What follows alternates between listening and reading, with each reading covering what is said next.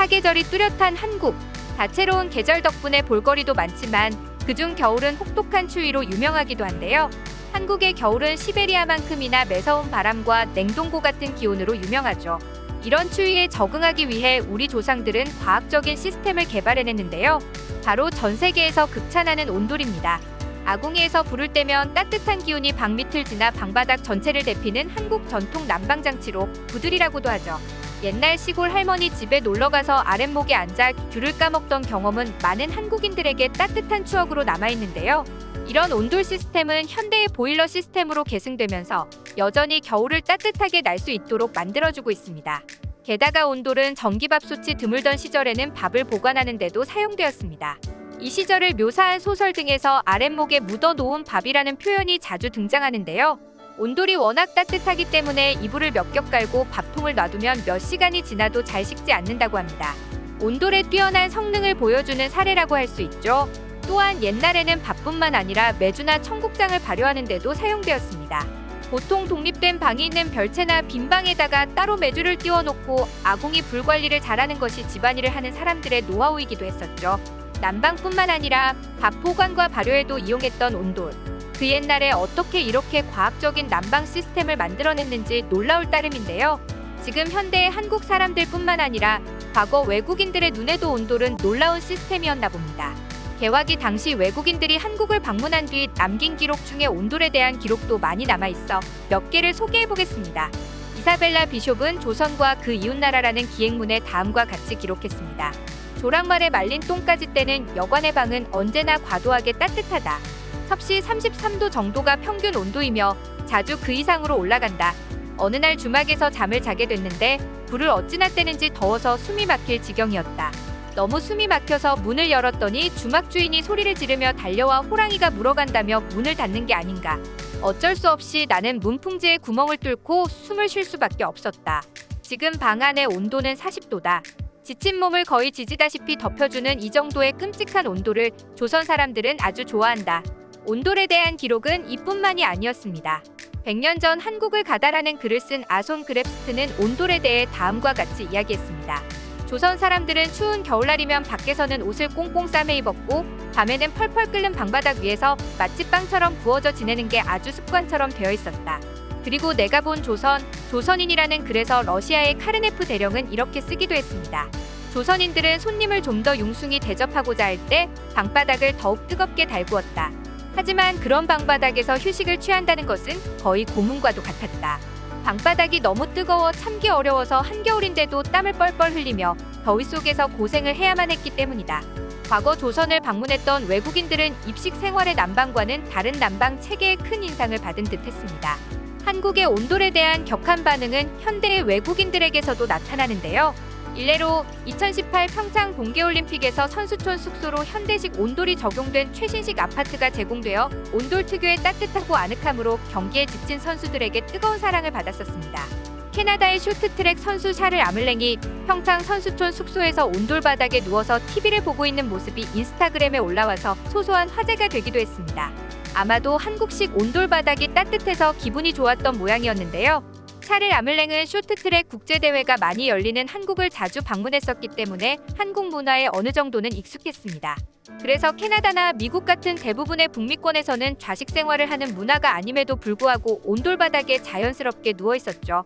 이 사진을 보고 한국 네티즌들은 농담조로 한국식 온돌 바닥에 적응되면 경기에 나가기 싫을 거야? 제 귤 좀 갖다 줘. 캐나다 돌아가도 온돌 생각날 거야? 라며 재미있는 드립을 치기도 했습니다. 그리고 한국을 방문했던 호주 취재진이 찍은 한 장의 사진이 화제가 되기도 했는데요. 이 사진에서 베란다에 나가 있는 기자는 겨울 잠바를 입고 실내에 있는 카메라맨은 반팔과 반바지를 입고 있었습니다. 사진과 함께 적은 글에서는 밖은 춥지만 안은 온돌로 인해 너무 따뜻하다며 한국의 난방 시스템을 극찬하기도 했죠. 이뿐만 아니라 한국의 온돌을 소개한 해외 유튜버의 영상을 본 해외 네티즌들도 온돌에 대한 부러움을 드러냈는데요. 몇몇 반응을 번역해서 소개해드리겠습니다. 온돌은 세계에서 찾아보기 힘들 정도로 희귀한 난방 시스템이야. 한국은 옛날부터 저 방식을 사용했어. 저건 집 전체를 효율적으로 데우기 때문에 정말 편리해. 그에 비해 공기 난방은 열이 분산이 되고 멀리 있으면 영향을 거의 못 받지. 게다가 가끔 휘날리는 먼지는 정말 비위생적이야. 나는 한국에 살지는 않지만 굉장히 흥미로워. 한국은 알아가면 알아갈수록 놀라워. 언젠가는 한국에서 살 거야. 우리들의 난방 시스템이 이랬으면 좋겠어. 굉장한 난방 시스템이야. 만약 내 방 바닥이 저렇게 데워진다면 아마 내 가족은 바닥에 뒹구는 나를 끌어내기 힘들걸. 와, 저건 몰랐는데. 저게 한국 영화에서 가끔씩 바닥에서 자는 이유야? 나도 온돌이 있었으면 좋겠다. 한편 일본인들은 이러한 온돌의 인기에 대해 적잖이 의식하고 있는데요. 과거 한국 아이돌 그룹인 카라가 일본 방송에 출연했을 때 코타츠를 소재로 일본 대단해를 이끌어내는 방송이 진행된 적이 있었습니다. 일본인들은 다들 코타츠 아래에서 귤을 까먹는 이야기를 하면서 은근히 카라에게서 일본 대단해라는 반응을 이끌어내려고 애를 썼는데요.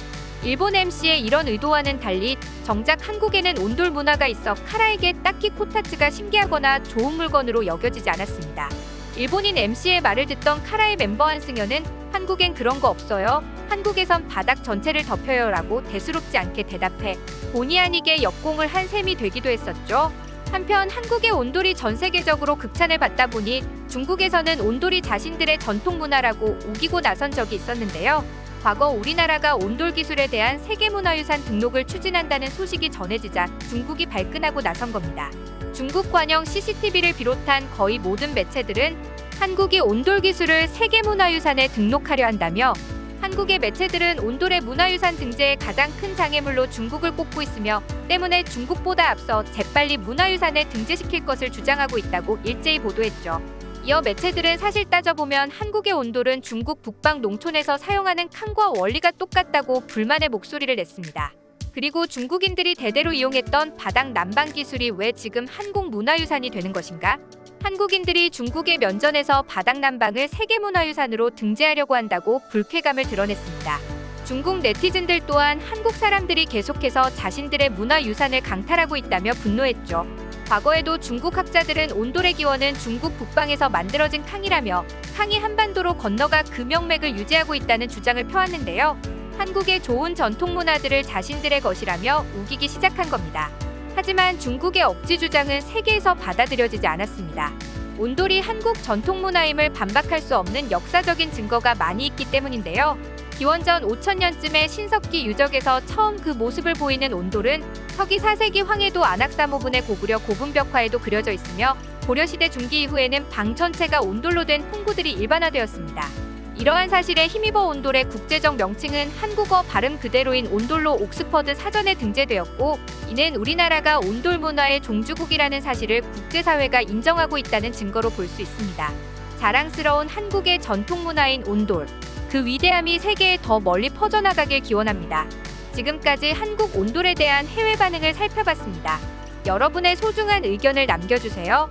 그리고 많은 분들이 보실 수 있도록 널리 공유 부탁드립니다. 지금까지 코리아주모였습니다. 시청해주셔서 감사합니다.